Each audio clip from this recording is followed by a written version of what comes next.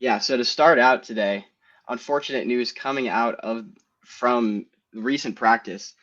Star safety, or not star, but five-star safety, Trey McNutt, broken leg last week. He's going to be out for a while, it seems like.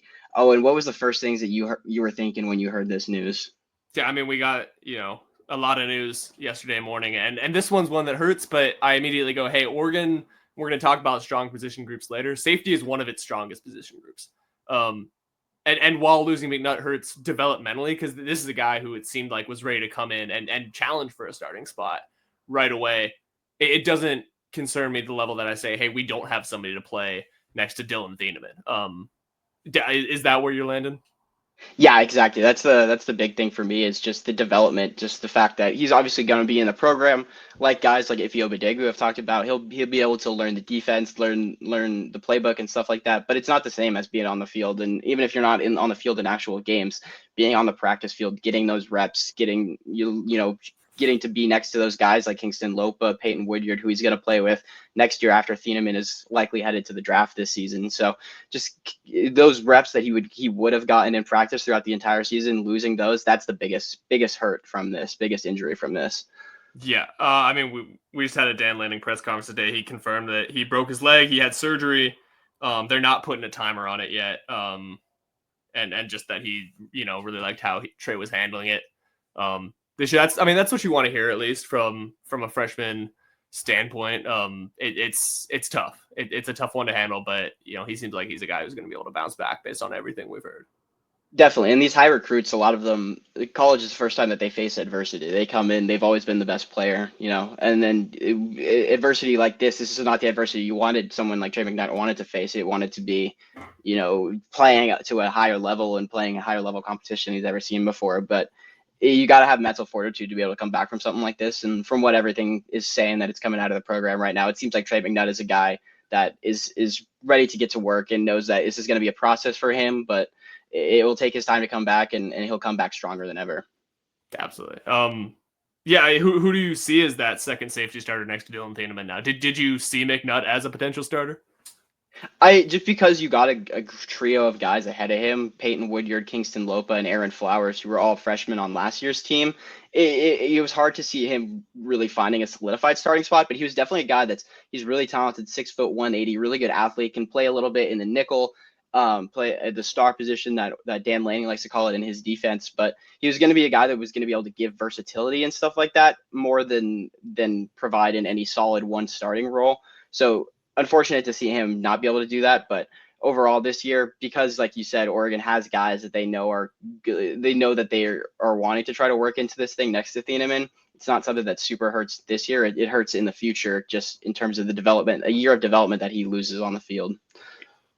Absolutely.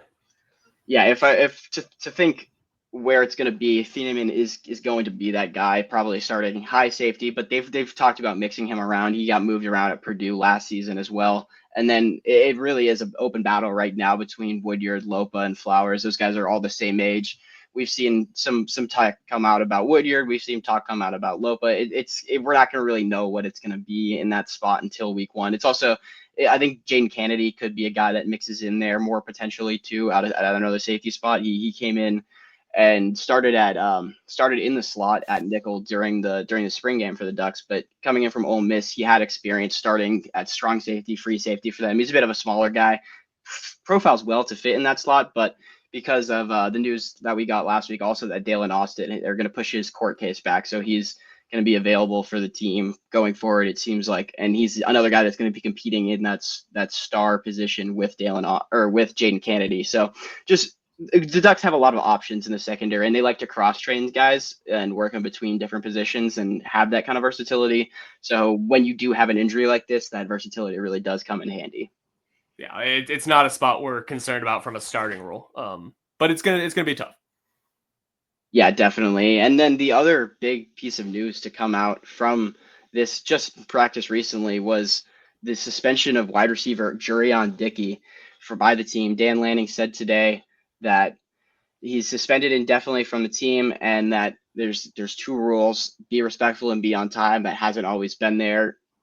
Dan said he wants to see him be a contributor, come back, but he said that could be somewhere, could be at Oregon, could be somewhere else. we're going to see where this goes. This is a bit of a surprise to come out of the program.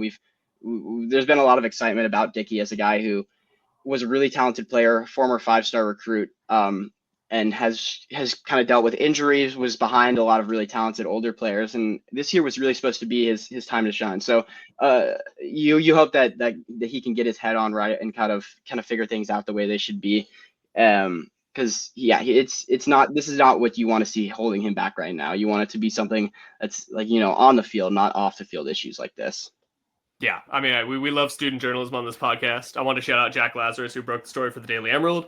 Max Torres has also reported it. We chatted with Dickey at Media Day, and he talked a little bit about kind of the chip he had on his shoulder. His brother also plays for the team, is a redshirt junior DB.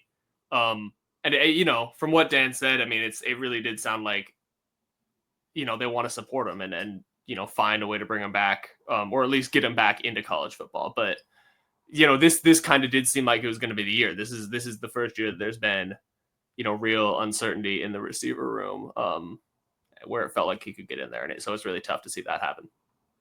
Yeah, like you said, because there was just not really question marks, but a lot of unknown in general with the receiver room, because you lost all 3 starters from last year's team. Obviously, Evan Stewart's still with the program, but not going to be playing this, or at least to start this season, and for the majority of it with his knee injury. So Dickey was certainly a guy who projected to fill in heavily on the outside and be one of those main outside targets for Dante Moore or Austin Novosad in this offense. So now you're going to really need Kyler Casper to be that guy next to Jurrion Moore.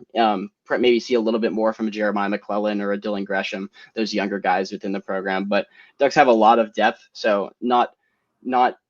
And it's because we hadn't seen really what Jurrion Dickey could do at the college level at this point. We hadn't seen. It's not a loss, but it was something that they thought they could add to the team, add to the program this year. And now he's not going to be there and not going to have that. So we hope for his sake that he can get things figured out and be all right. But just a hit to the Oregon fan base for a guy that was one of Dan Lanning's first top recruits and has been a lot of excitement around him the whole time. So people were looking forward to him getting on the field this year, and it looks like we're not going to see that, at least for now.